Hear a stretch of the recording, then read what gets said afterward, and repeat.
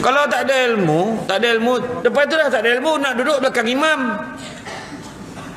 Duduk belakang imam ni banyak pahala ni. Betul, saf pertama tu banyak pahala dia, betul. Tapi duduk belakang imam bukan sebarang orang. Buatnya imam tu terlupa malam tu. Allazina amanu. Senyap. Allazi.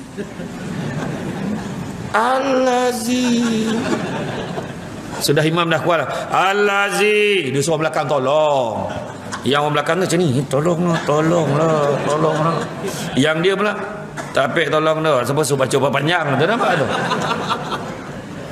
Susah nak tengok imam terlupa kalau baca 3 kul. Tapi kalau Al-Quran kadang-kadang terlupa. Saya jadi bos macam tu, saya tanya kenapa nak cuti. Kita kena tahu apa pasal kau nak cuti. Tiba saya rasa macam hati tak tenteram nak kerja. Jadi bos boleh rujuk kau tu pergi dekat psikiatris. Kan?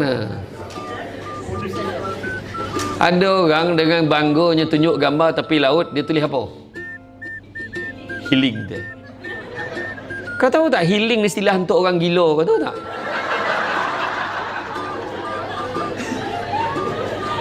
Orang gila, sakit mental, maka dibawa pergi kat taman tu semua, itu healing.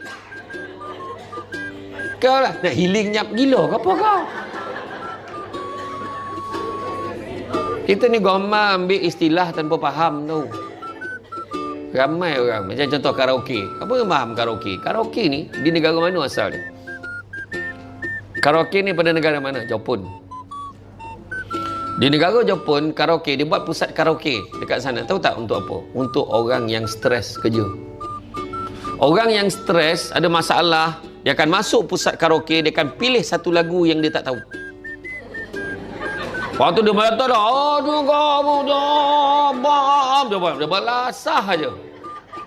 Betul. Lepas tu dia keluar, dia lega dah. Dia bantai 10 lagu, 15 lagu dalam bilik tu. Dia seorang.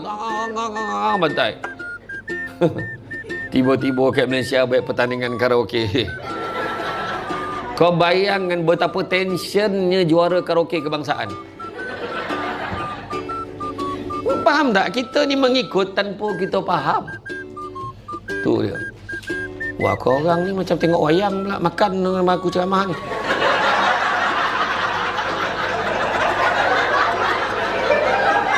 Aku tadi nampak ada seorang belakang.